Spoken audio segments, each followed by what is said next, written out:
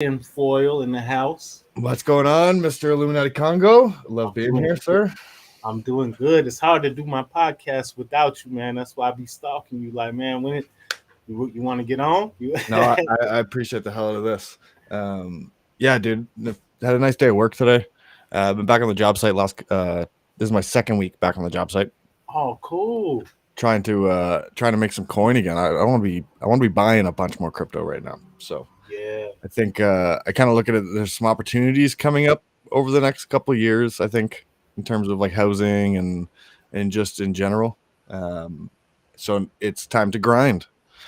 So Grizzly. yeah, that's the whole idea. Is now if I can put more into this stuff, um, you know, the better. And then even making the funds on the side. And there's an aspect too. It's hard to sit in front of screens for all day. I was having a Yeah, hard time doing that. yeah. It's working, doing some manual work. It's always fun at the end of the day.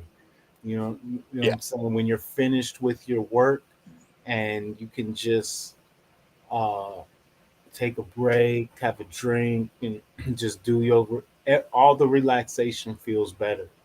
Yeah. Oh, and it's awesome. Like the company, things are so much different because I just got myself in a better situation now because now it's at the point where it's like I have some leverage because it's not something I need to do, but it's something more so that I'm wanting to do right now.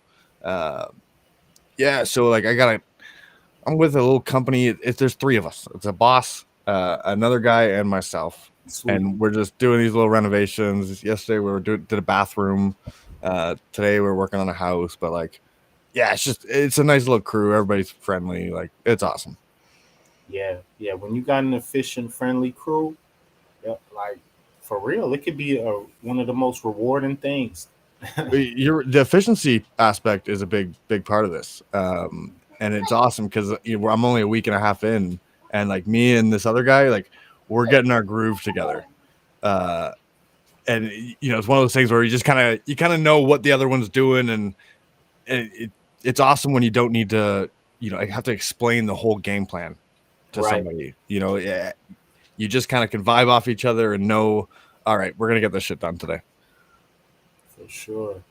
Been learning. He said that's why I'm about to start washing the side of my power washing the side of my parents' home. That's what it is. Yeah, That's what man. it's about, man. Even if it's not a paid job, just putting in some good manual labor to help out. Uh, it's so rewarding. Well, Sometimes, you're right, man. There's an aspect to, and like there's problems going on in the world right now. Like there's like a serious like labor shortage happening. Like, and I don't know if it's just like a because people don't want to go back to work after these last 2 years, and like I don't know if it's just a reshaping of the whole world and how we as employees think essentially. Like, I think the employee is kind of having more power now at this point, but uh it's crazy, man. I like there's fucking jobs everywhere. Like it's been weird. Like I don't know what it is. Like once I went back to work and like it's like everybody I ever used to work for like caught word that I was back to work, and I've been getting calls at the asshole. It's like, yo, I got a huge job coming up. Like, what are you doing? Like, you got time? And it's like, no, man. Like, so there's something going on. Yeah, and it's interesting. It, there's not enough houses. Like it's weird because I want to see housing prices drop, but you need housing to be built, right? and now we're entering this like labor shortage where there's not enough fucking hands to do the jobs. So if I want to take advantage of this opportunity, like I kind of need to build some of these things, like Definitely, definitely. because if the building stops, yeah, I don't see how housing prices drop. Yeah, yeah. It's good that you back in the game on them. Yeah, but at the same time, I missed out on an awesome mint today. Local lizards. Yeah, the local lizards, man. Where do I got mine? Let's see if I could pull them up right here somewhere. Yeah, I was just checking out their Twitter. Sold out in 30 minutes. What? That's a Yeah, I'm cool not one. gonna pull them up right now because I just got the Mensa. I can't even show what I'm into. But yeah, they. I some people was having their doubts about them. When someone was like, what Mensa are y'all looking forward to on Hedera?" And I was like, "The Loco Lizards." And someone was like, "I have my doubts." And I don't know why they were saying that, but that's how it is in the space. If like I feel like the Palo Protocol bets for me, just because I know y'all and I'm rolling with y'all, I feel secure in that. But I don't really know what's up with these other teams, and it's so easy for them to just pack up and roll out. Yeah, so I'm not gonna lie. That's a part of me going back to work too. Is there's an aspect too. Like I want to be putting more into this stuff, and because the market is like kind of at this bear point. Um, yeah, secondaries aren't going crazy, so it's not like there's a bunch of revenue coming in to build a bunch of shit. So it's like Mhm. we want to start putting in our like I personally I want to see more avatars. So like I personally maybe put in a bunch of money. I'm I'm gonna be looking at trying to bring in an avatar artist onto the potluck team. To be honest, Then if we can go back through basically all our existing collections and put avatars into the metadata, like that's a massive utility. To me, it's just like I don't know. After Umans and like seeing, look what Eminem and Snoop Dogg just did yeah, at the MTV Awards. Like that's cool shit, man. Like that, and that is kind of the future. Like so, I, me personally, I would love to see avatars. I want to see avatars. So I want to put some money into this and get some avatars made because they are not cheap. They are not cheap to have that shit made. I know how much Uman put into to getting the ancestrals all put man. into the avatars. It is not fucking cheap. I haven't even played with mine yet, just because I haven't had a chance to sit down and really play with my computer as much as I'd like to. The main ones that I would be playing with are acting crazy right now. I have so much computer repairs to do over the next few days, few months, really, Yeah. because I'm not gonna work as fast as I need to. Does the little one there play any games? Not on the computer. No, he makes up imaginary games on the computer, and he has a play computer, and he'll be like, "I'm playing my video games," but he's not playing nothing. The but creativity. but he knows all about NFTs, right? Mm. You like NFTs? You happy that we got some fun ones, huh? I can only imagine. His collection, that collection is probably crazy to look at.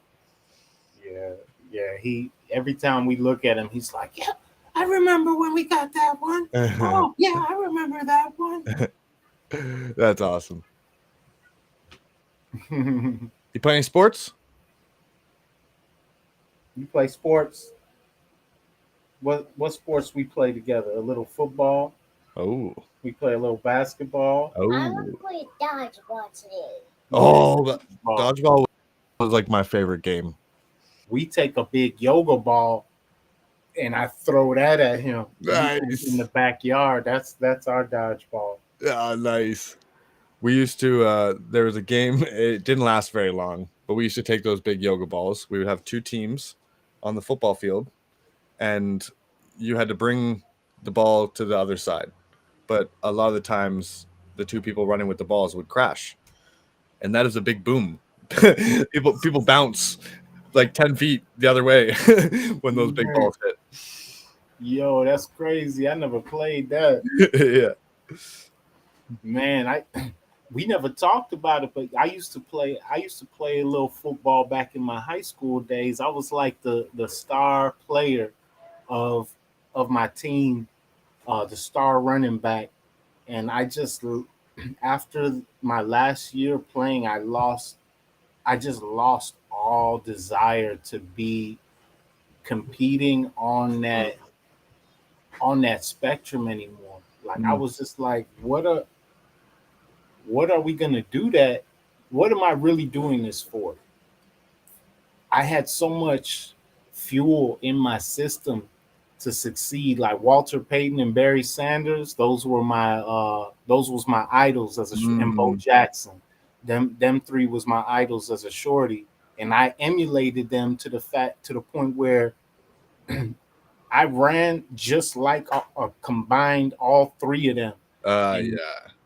they used tapes of me to teach the running backs at my high school, like to try and show them in examples of what to do and how to do it.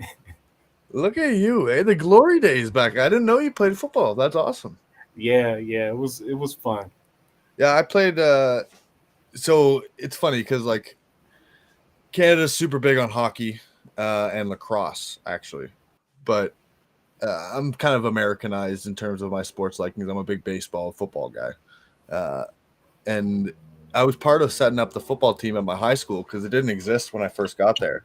So I remember grade 11, me setting up meetings with insurance companies and coaches and all this stuff just to be able to get a football team on the field, and that was crazy.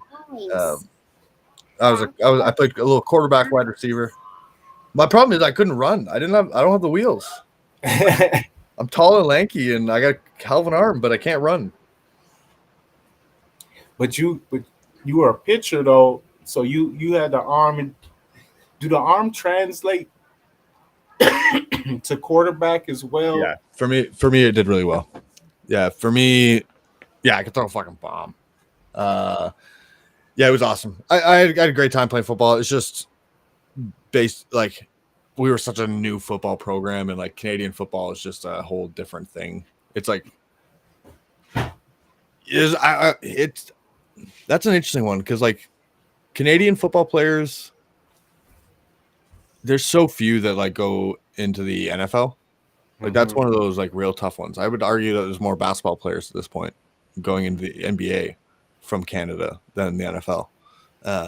But then there's hockey where it's like almost half of the NHL is Canadian hockey players. Right. But baseball was a big one for me growing up. And then it was like, I went through that moment of the injury and kind of going through like this stage of depression where I couldn't even watch sports. And then it was falling down the rabbit hole and going like, oh man, I was like part of the circus. Like my whole life, the first 18 years of my life felt like, it was just like, oh, that's all I did. I didn't, and it was just, part of, again, part of the circus. Uh, where I look back on it again though now, and I'm at a point now where I almost want to get back into some kind of sport, and I think that's why I do a lot of golfing now. And I miss the competitive aspect. I do miss competing, um, and I think that because I'm not doing it in a sport, the competitive nature in me flows to other aspects of my life where like they probably don't need to be. You trying to compete with me in NFTs, man? Yeah, it gets all competitive, dude. I'm with everybody. Um, but yeah, I don't know. It's something that I'm just you. I'm sure you're the same way. You're your own biggest critic, right? Uh, yeah, I'm that same way. So it for me, it's like I am going through a lot of growth for sure, as just as a person, because again, it is that first aspect of like 20 years of my life in sports. That's literally all I did. I wanted, if I wasn't going to be an athlete, I wanted to do sports broadcasting as a career. Well, now it's like, I, I don't want to be a part of the circus. Like I like watching it here and there to, take my mind off things, get that distraction when I need it. Yeah. But now it's like, it's finding that whole new hobby set, that whole new, uh, love, like thing that I love. So did you have a chance to watch that conspiracy sports video I sent you? No, I haven't. I So actually I watched I think the first 20 minutes of it so far. well, I mean that's probably enough. Even though the end was where they really got where they showed like some of the technology that's being put into Right. these footballs for the Bluetooth and these things. Like I don't know how real it could be that there's magnetics in these balls, in that they are used, these magnetics are used to make sure that certain balls will go in or that certain balls won't go in. Uh, it's a very tripped out theory, but I like to consider all these crazy things. So, what you think about it? Yeah, it's absolutely something to consider for sure. I don't know how far. I wouldn't doubt that it's been experimented with. I wouldn't say that it's like used to you like on a daily basis. Like this, and Mhm. this is part of the thing. It's like, I don't think there's an aspect to players are showing up in a locker room and they're getting a game plan of how this is going to play out. It's not. I don't think most sports are that WWF. I think there's an aspect to like you can look around and see that NBA refs have said that like we've rigged games. There's ways to get an outcome that you want at the end, uh, Mhm. while everyone also thinks that they're competing in a sport, like a free will sport, Crazy. essentially. Yeah. Now, again, I don't know how far the tech aspect, and I imagine it's coming. Like it is absolutely coming. And there is that thing that they like to hide things in plain sight. Um, yeah, I don't know how much I subscribe to it yet, but the aspect of people finding a way to, like, we see it in Canadian sports all the time, like having a Canadian team, one Canadian team in American major leagues. What we see happen all the time is some reffing stuff, and it's usually in big moments. And what happens is that when if the MLB has a game in Toronto for the Blue Jays, say the World Series comes to Toronto, they don't. So four of those games are going to be broadcasted on a Canadian television station that the Canadians have the rights to, which means the American stations do not get ratings. That is massive money lost by not having the games in the US. So Mhm. there's been tons of times where we've seen arguably very shady refereeing and stuff to seemingly get an outcome that they wanted to not have a Canadian team, get to where it needs to be. Uh, but that's also me being biased. Me being the Canadian sports fan, and Yeah. Yeah. I mean, I've seen things with these refs where I know that something was going on, and if I was wrong, then it just hella looked like it. But so many times it appeared as if uh, these refs were throwing the game in a certain way. mm. I do think there's an interesting aspect to sports where, like, at the beginning of the year, I went to one of the early Jays games, and uh, again, the Rogers Center is right downtown Toronto, and Toronto was like Los Angeles during this COVID stuff. You couldn't go into restaurants like without scanning your phone. Everybody like walking around wearing masks. Then I went down to the Jays game, and it was like first game of the year. There's 50,000 people. The moment you walked into that stadium, not a damn mask. Like it was the first sense of normalcy I had in the 2.5 years, where it was like, wow, there's another 49,000 people that are like, yeah, this is bullshit. Like, what are we doing? And then Yeah. there's the aspect to, the national anthem comes on, and to hear for the first time in 2.5 years to see 50,000 people come together and sing this, like, where you couldn't hear the music. It was just the crowd singing the anthem. And Mhm. like over the last couple of years, things in Canada got weird where they'd make sure that like we were on lockdowns when we're supposed to have our like Canada Day, where we have these massive celebrations where we all get to come together. They kind of made sure we were locked down and not able to do those things. So, I think there's an empowerment in that in sports. Like there are aspects to sports that that can do incredible things for society. Hmm. Yeah, we've seen it. We've seen incredible things done, especially by individual athletes and by certain even teams. Great things can happen out of these uh, corporate entities, Mm. regardless of what their main intention is for, because there's always going to be people. There's Yeah, always people who can make a good choice yeah, in these things.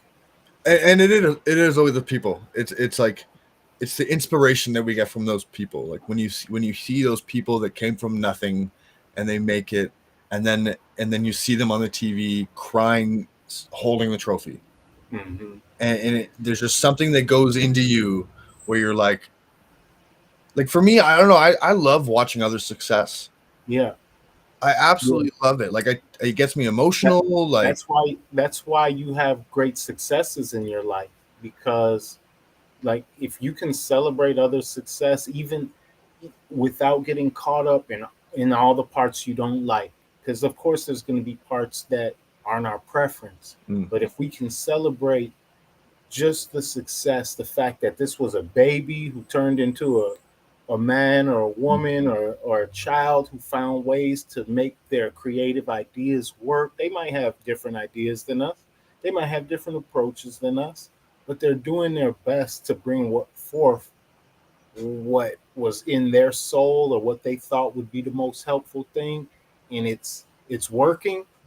I love that, and I ride with that energy too, man. We have to be able to find that energy in things. That's what how we're able to praise God in mm, everything, because there's always going to be some type of thing we can find that that somehow is in the virtues of God. yeah, no, Success, like people, you that doesn't mean that when a person gets successful and has money, that means, oh, that they're blessed by God because they're successful with money. No, it's because you expressed what was your innermost thing that you wanted to bring forth, and it served people to an extent. yeah, that's interesting.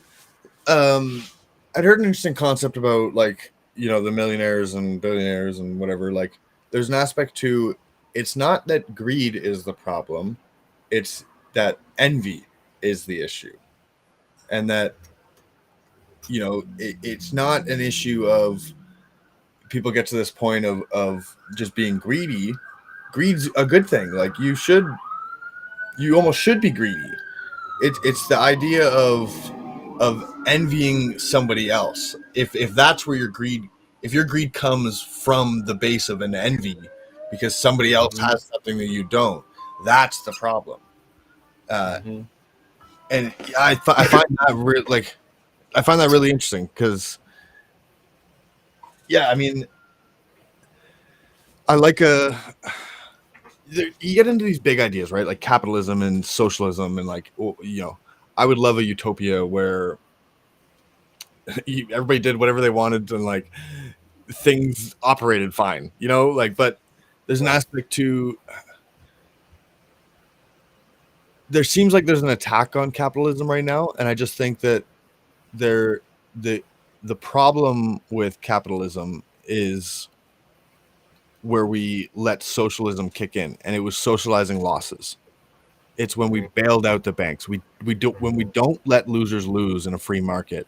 That's when you have a problem. And to me, like that's not capitalism.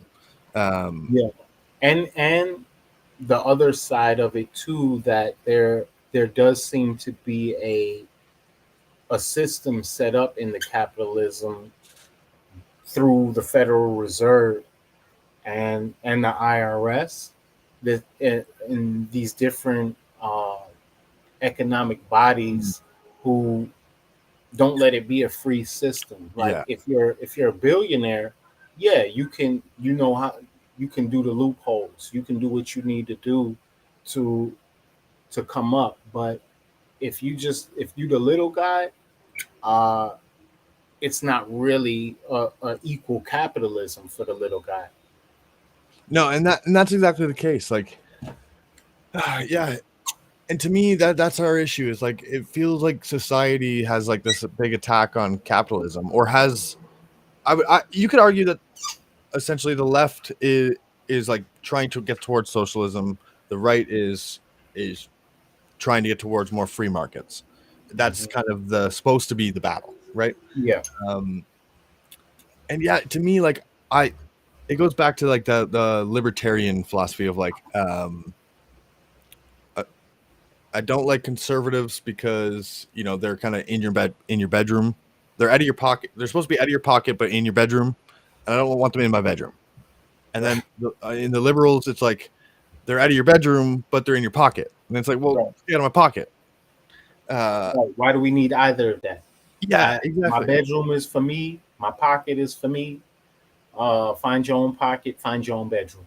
Right. Like to me, I have, and I don't know if it's like I don't know. I have faith in humanity in terms of like, I think if people had their money and seen like seen others in having problems, knew that there wasn't these things in place to try to help those people, I think people would like lend themselves to help those people.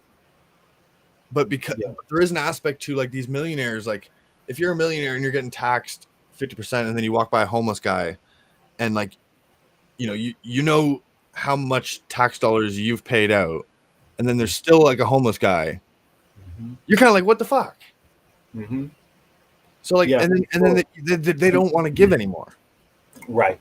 And in even though this may sound like very ideal and utopian, it's like I truly I know in my soul that every single person who comes to this earth has a gift, a special thing that they contribute, a special spark Mm, of illumination.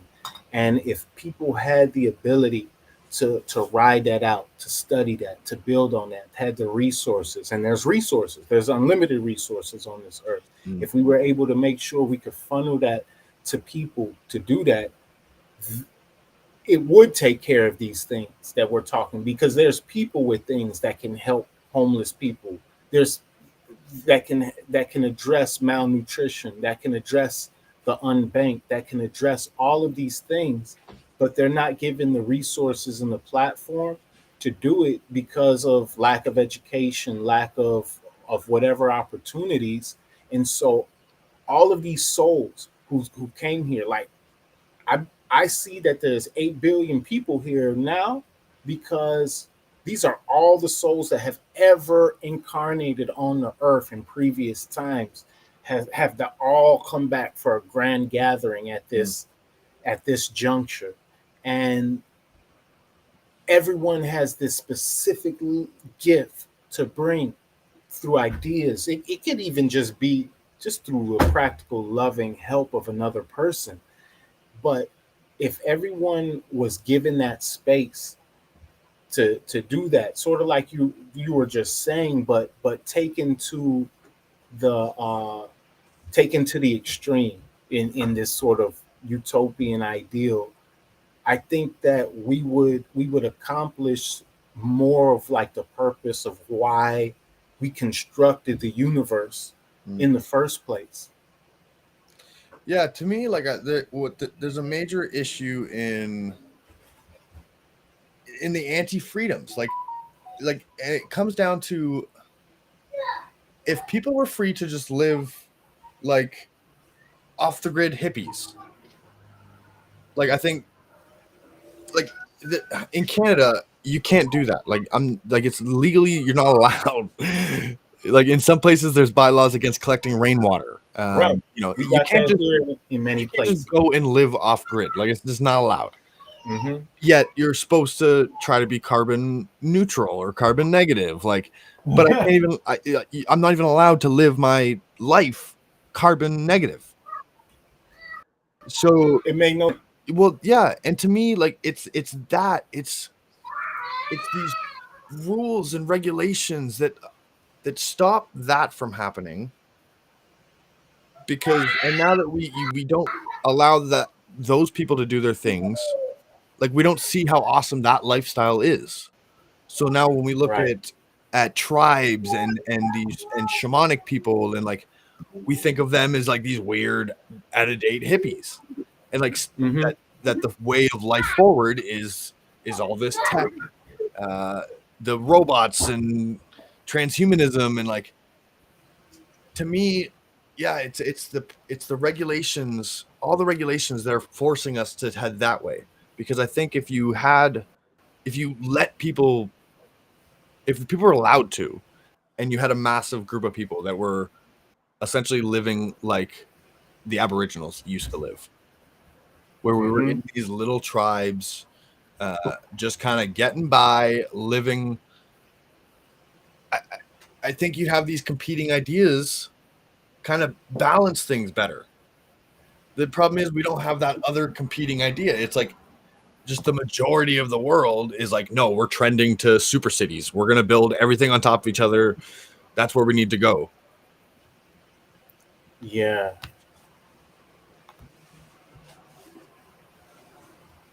There's I an think. interesting. Have you heard the studies about like I forget what they're called. Something like if there's over 150,000 people uh, in an area, like that's essentially when you like lose any sense of community. There's like a certain Mm, number. They've basically broken down to a number. no, no, I haven't heard that. Uh, I know, but it made me think about how like we're sort of outdated in our situation. It seems like we need an actual representative in all places of the world. Like for every 1,000 people in a certain neighborhood and community, there needs to be one person who knows all of those people Mm.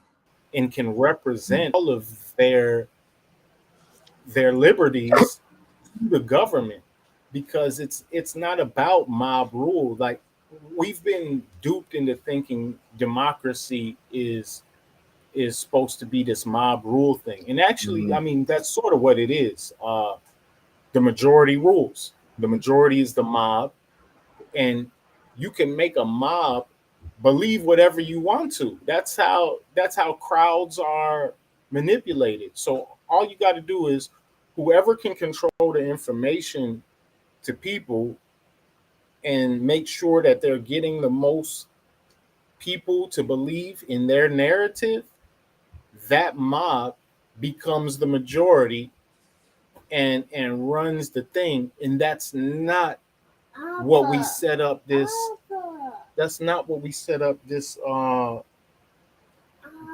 country or any of our modern governments for. What's up, homie? Yeah. I want you to find mommy. Okay, I'll find her in a moment. Go ahead. Go ask Ian. He'll help you. No, I want you to help me. You're supposed to find mommy. Oh, I tell you. Yeah, it's That's I yeah, I've sat here and thought about it too. Like democracy, it seems in practice, uh, it's I don't know, man. I don't know what the best rule of governance is. Like, we haven't figured it out because it's not this. Because when you have most people don't even vote, right? Like it's not even the fact that you have 30% of people. It's like the majority of 30% of people dictating the rules and regulations of the populace. And that's the craziest thing to me. So it's like, well, yeah, what happens to government when I actually seen Russell Brand on Andrew Schultz's podcast recently. They're talking about this, but like, what happens if 80% of people don't vote? Does government change? You know what I mean? Like, it's like this weird thing where it's like yeah, we yeah. it's yeah. I don't know if this is the way of People need to government. have their freedoms, like people's freedom and their is their birthright. Liberty and the ability to do as you want to without hurting anyone and infringing upon another. That's everyone's birthright. That is the true common law, the true natural law. And any infringement upon that is is not a real law. They're just sort of like these smoke and mirrors that have been used to keep people, like we were talking about the other day, the Wizard of Oz. It's Mm. That's basically what it is. Like someone making it seem like they're in power with bureaucracy, with advertisements, with television, with cops, bad boys. You know, they put all this stuff out there to get you spooked, to stand up for who you are, for your true birthright, and it works pretty well on people, yo. It's a grand illusion cast. Well, yeah, because I mean, it got weird is the fact of, I mean, this COVID shit was things got weird, obviously, because now you Gee, got the do people you cheering this stuff on was like, do you know what they're doing right now?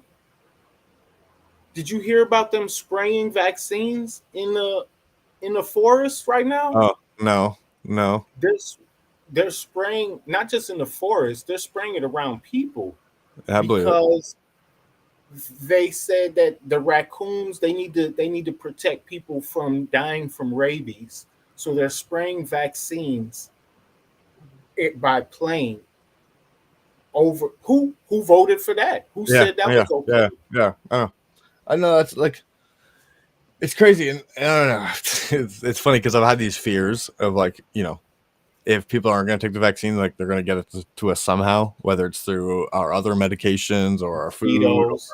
or whatever. Yeah, mosquitoes. Um, yeah, I mean, I don't know. It's just, to me, the idea. What scares me now is Bump. how many people cheer against freedom. Like, if you say freedom, you're like labeled right wing now, like a right wing fucking Trumper, just by saying people should have freedom, Yeah, man. and that's It's where it's got so weird. I can't believe it. It's all It's come down to that. Like people have labeled me. I'm Rastafari. Okay, so I deal with Haile Selassie. Mm. Rastafari. That's what I deal with. Okay, I don't deal with no Trump. But when I say I'm gonna deal with my natural immunity because I'm a Ross, people say, "Oh, another Trump supporter." What? What? Yeah, I know it's like the amount of people that cheered on the idea of these mandates. Like, I don't know. Does it have to be like some awakening event for these people? Because it feels like it's the majority almost, or maybe it's just maybe the news is still making us think that it's the majority of these people. But I don't know. The majority of people I do talk to have got their stuff. Like, if I were to run into, I would say 90% of the people I've run into, have gotten their stuff. Depending on the situation, obviously. Job I was site's on, different story. I was on the Spaces today. Hedera, Hedera Spaces, and I had to take my earbuds out for a minute because people was bigging up. They was like, Obama was my favorite. Obama was a great president. He wasn't perfect, but he was great. Our last president, he was so the things he said, it just it made me embarrassed to be an American, and I'm just thinking to myself like the how in how do you come up with this idea Mhm. when the president now of the United States is talking the same senselessness and doing hella corrupt things as well on a different scale, on a different level, working with different people to do his corruption. And I'm so confused. Like I couldn't even stand to listen to the thing. Like I didn't want to leave the space because then they're gonna say, "Oh, Rasta, he a Trump supporter." You know what Well, I'm I saying? know, and it drives me nuts because the same people that'll say that shit will rock like this Ukrainian flag in their Twitter fucking name and whatnot, and then it's like, oh, go take a look at what like these administrations have done with Ukraine over the last while. Like it's money laundering out the ass. Like it's so corrupt over there. It's unbelievable. And to That's a see all nation. of this stuff pop up now that guy's gone. Like now that the guy that was supposed to get us into World War III is gone, now we almost have World War III happening. In that flag is a nation state corporate flag that you're representing when you put that up. You're not representing we the people. Right. So don't like get it mistaken that when you put this flag up that is totally connected to the World Bankers agenda that you're representing we the people. What about the indigenous people of Ukraine? What about the indigenous people who was there who didn't have something called Ukraine thousands of years ago? What about the Russians? Just f all the Russians, f everybody in Russia. Like putting that flag up does not cause unity. It does not cause peace.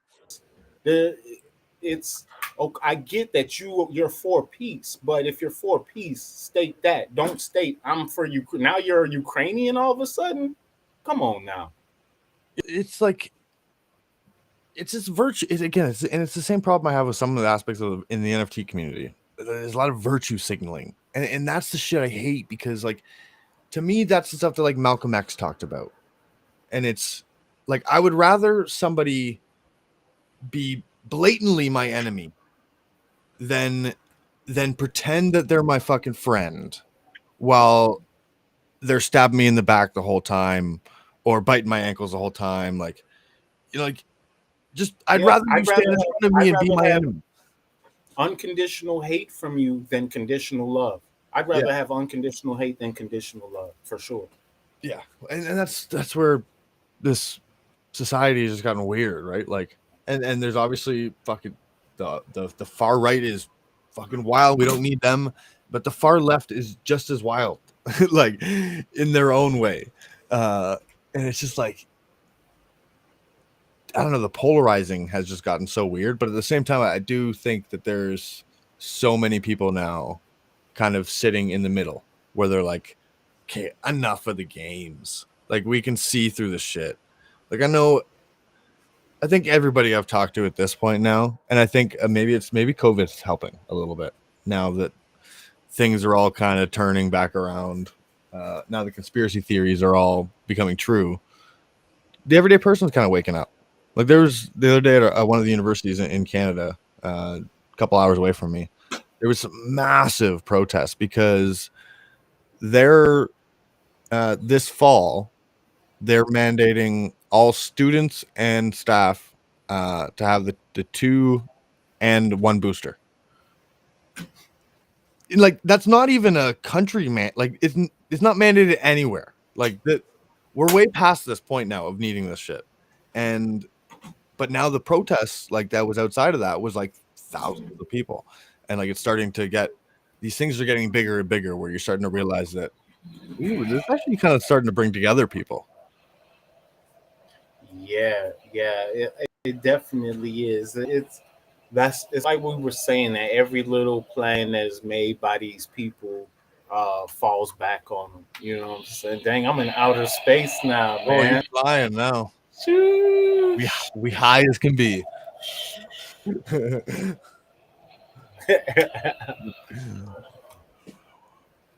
Have you had any alien encounters? Oh, she's gone. He's gone. He's gone. I thought you was talking about me. Yeah. What's he think of the aliens? What you think about aliens, Yansha? Are they real? Yeah, They are. Where are they? in the far, but in a different kind of the farthest planet of the in the solar system. Oh, the farthest planet in the solar system. All right, let me ask you this: have they ever been here before? Have aliens ever came here to the Earth? No. No. No. Okay. Said never. Okay. All right. Who built the pyramids? Who built the pyramids? don't know. He said Good he answer. doesn't know. Good answer. That's a great answer. We should all be able to say that. Yeah. Yeah, man. Dude, I Gotta, would love. We should do an episode one time. I would love to sit down and talk to you about just being a dad. yeah, yeah, I definitely could. And even how we we brought him here right in our own tub. You know, it was just me and my lady. Wow. Wow. No way. No doula, no midwife, no doctor, no nothing. You know what I'm saying? Wow. Yeah. That's awesome. I can't imagine there's a whole lot of people in the Western world that have had that experience in the last long time. about 10 minutes. No, 1 minute. Are you getting called away from this Congo? He trying to, but I'm not gonna let him. I'm Okay. not gonna let him. We gotta go for at least 10 more minutes, man. I dig it. 1 minute. Yeah, it's interesting. We got to sit down and do a parenting episode because I would love to get your perspective, 1 Dad, minute. and the growth that you've seen. Because I don't know, it's interesting when I think about. I mean, I'm at the stage where I'm almost 30. Obviously, I've at some point in time I'd like to have kids here soon. I want you. Don't find. Yeah, but for the longest time I actually didn't want to have kids, and I was of this mindset of like, no, I don't want to, bring a child into this world, like into all these problems. Where, yeah, again, I felt like I was a falling victim of this system. Yeah. Yeah, I get that. And what happens is when we bring children into the world, there's trauma every time. Like 99.9% of the time, the child is going to go through birth trauma. If the mother doesn't experience like a blissful, completely orgasmic birth, that means that she's feeling pain, sending pain signals to the child. So at the very least, that's what they're going to get. But then when coming through the birth canal, and then their head has to get reshaped and do different things, just that natural process, trauma. But then being in a hospital, bright lights, slapping, needles taken away from the mom, examinations, put in little incubators or whatever the hell they do, just sending the babies off and doing all their examinations on them. That creates an next trauma for this little being that was wrapped tight for 9 months in a tummy, feeling so close to the mommy, never separated from the mommy, and then just took away. And these traumas create pre-verbal thoughts like my presence here hurts people. My presence here hurts women. I'll be abandoned here. And these pre-verbal thoughts come to verbalize eventually and manifest in our relationships and self-sabotage. And if we don't have a way to address that, which really that is the initial problem that starts all issues in life, is the birth trauma. Because even Tupac said it. What does the acronym Thug Life stand for? I'm not sure. THUGLIFE. The hate you give little infants fucks everybody. Mm. The hate you give little infants fucks everybody. The whole thug life. This is his words. Like that's what his acronym for it is. The whole acronym was about birth trauma. And Tupac, whether he consciously was doing it or not, like that's what I'm saying, is that there's this grand intelligence in us that's working through us, even in some of the stuff that might seem the most ignorant, the most ghetto, the most ratchet, the most low. That's why hip hop is such a divine thing. It come out the ghetto, but how many has it helped and served, and in how many ways of value has it helped and served?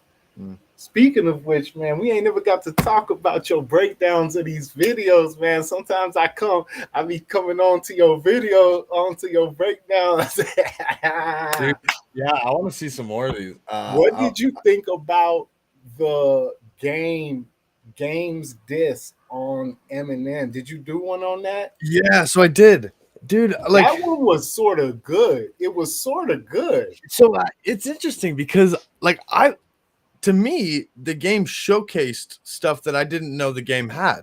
Like the way he got into all the Eminem cadences from the different songs, like was like, oh, I didn't know you could do this. Right. And then to have that ability to master a whole song and have all of the different kind of odes to different Eminem songs is genius.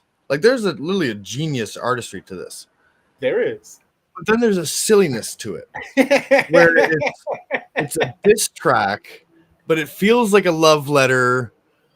Like one of the lines he literally talks about, I'm not listening to Eminem. You weren't being played on my radio.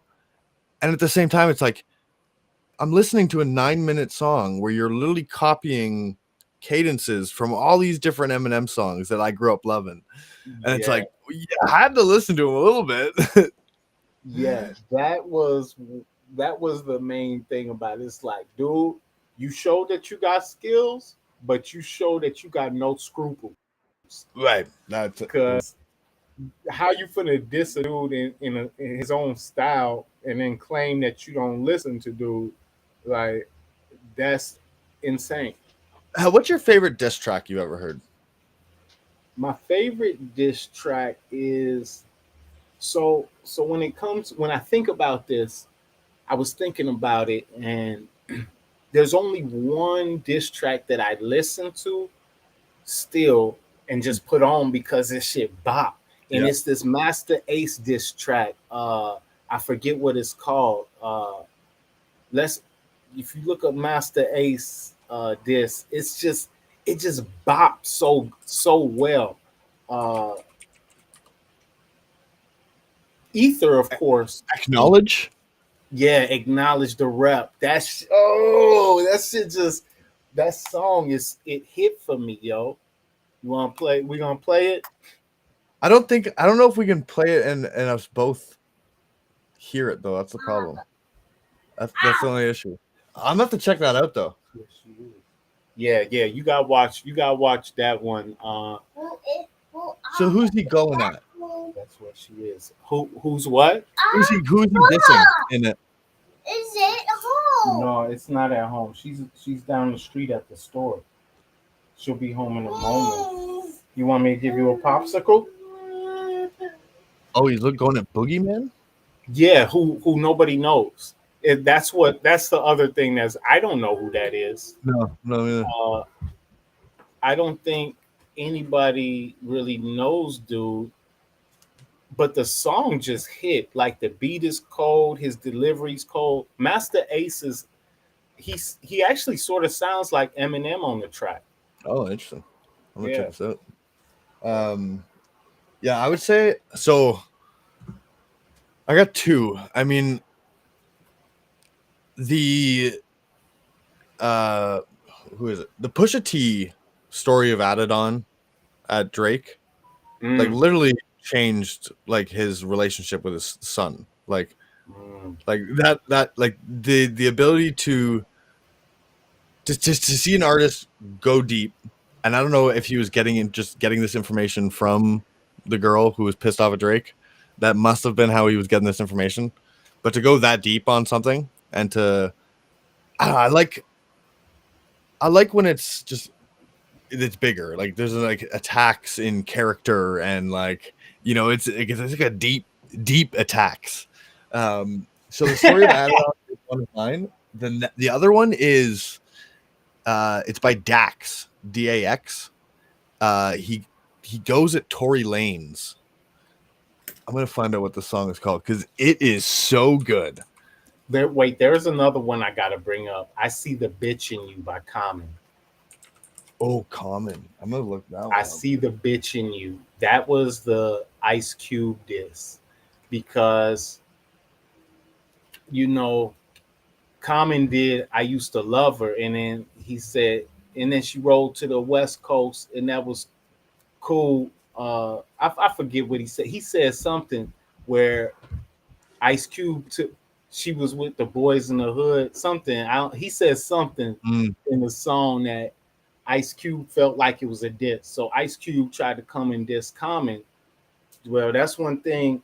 Like I'm not a huge fan of Common, but I'm from the same area, and we got into the same. We from similar circles as well, and when it comes to freestyling and coming off the top and battle rap, I knew there's no way Ice Cube made a mistake trying to do that. Oh, that's so interesting. Yeah, I would have loved. I mean, it's different culture. Obviously, it's a the battle rap culture. I would have loved to have seen it. Um, like the talent level is just so insane. Um, like so much, and just that like watching 8 Mile. You know, like you see.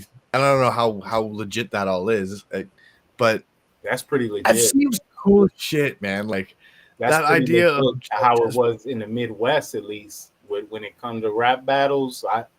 We was a part of things that were so similar to that for sure. yeah, that's crazy. It's funny we got on this topic because I don't know if did you see the DM that I got, or it was a comment on one of, I believe, my YouTube videos, and Yeah. this is a huge shout out to you. Uh, but he says that okay, I don't even know how to say this, but I grew up on Wu Tang way of life, heavily involved with the Wu Corp Army MCs that started on MySpace after the fall of Napster. I wasn't just a fan, but I traveled state to state and used to build with the Wu fam. And I was a big fan of Illuminati Congo and his crew. I noticed that Congo seems to be the most based and red pilled out of the whole world of underground Wu Tang affiliates and affiliates of affiliates, including all the Wu Tang wannabes, unofficial Killer Bees, and other Wu Tang family, friends and foes. Killer Priest was always more sophisticated than a lot of the rappers repping Wu, but the Wu Tang pride themselves on having knowledge of self and always separating themselves from the deaf, dumb, and blind masses. Yet, I have a hard time supporting some of my favorite Wu affiliates when they're rapping about fake news narratives, social justice rap, and falling into their own 85 way of being. I hate to see this happen, but listening to yourself in Illuminati Congo gives me hope. Honestly, I just discovered you uh, and to check out some other channels. We need to build up our communities and make connections. It's us against them, those who sit behind closed doors and pull the strings of the media, big tech celebrities, and most politicians. I'm definitely going to keep listening to this. But yeah, the Wu Tang affiliation. I That's get cool.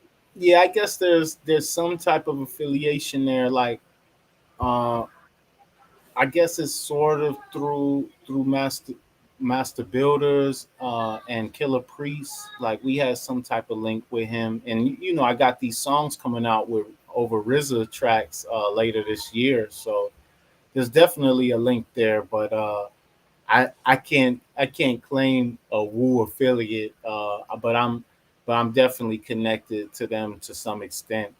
Some my brethren know, like Atma, some of my people in Master Builders, they have more connection with Killer Priest than I do. Hold Yeah. on a sec. Yeah, I'm gonna have to check out. I think I need to listen to more Wu Tang. I need to go through. I need to go through the Wu Tang discography and do some listening. To be honest, I need to just sit down with you and get a whole list of artists. Yeah, it would be dope if we had the opportunity to just like go through, play some videos. We'll figure it out how we're able to do it and both listen to the joint. Yeah, yeah, absolutely. Because that would be sweet. Just do a music episode. So what mints we got coming up with potluck, man? Uh, so the Masochist one, just we close it up on Hedera. Yeah, So I seen it went live on Zeus today. yeah. It's Uh, moving too on the secondary. yeah, so that one's kind of exciting. What other big news do we have? Oh, we got a Doodle Llamas mint coming up, actually. Is that though? Is that going to be on a few different chains? Yeah, so this one's going to be just Phantom and AVAX Okay. because both the Onis and the Llamas guy are both Phantom and AVAX guys. We're going to Hmm. keep that one to Phantom and AVAX.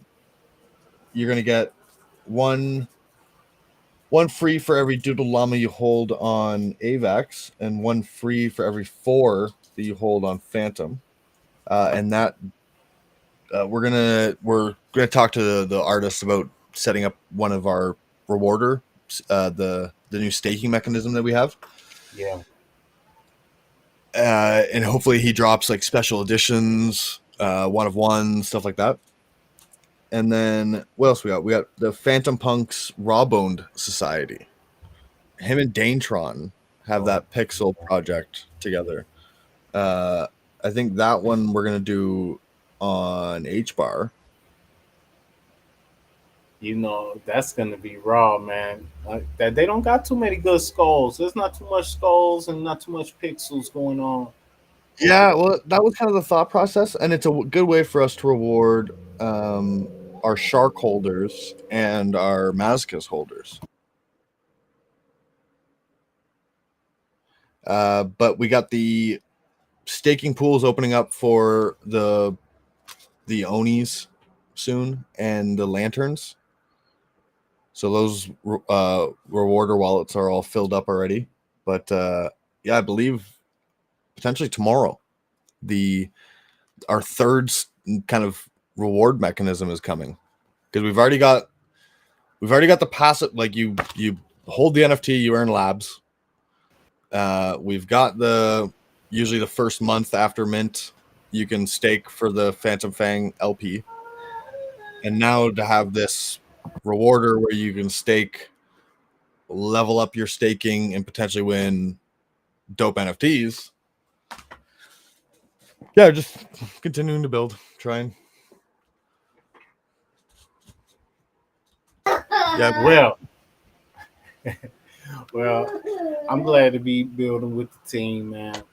I got to build with this team over here because little dude is he's sort of not tweaking happy. now. Yeah.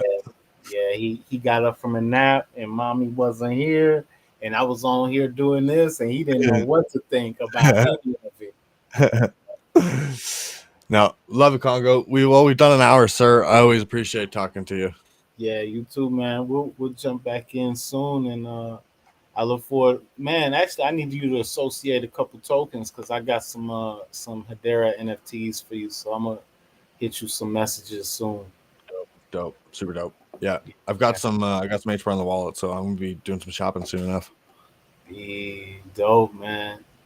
Yeah, it's popping over there. It seems like it is. Yeah, I've been, to be honest, I've been playing on ETH quite a bit lately. Like for the most part, like with the Littleverse.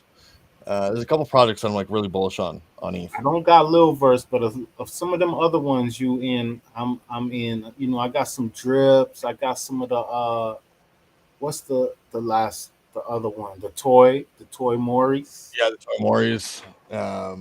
Yeah, so dude, I'm excited. I'm back to work, and like now that the market's been down, I haven't been able to buy a whole lot of NFTs, and I hate it. So Yeah, I'm glad to be back to work and hopefully be get buying a back whole in the bunch now. game.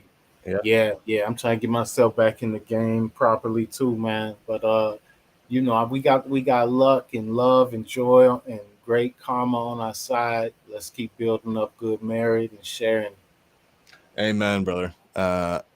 Yeah, dude. Love talking to you. Appreciate it, man. 2G. Peace.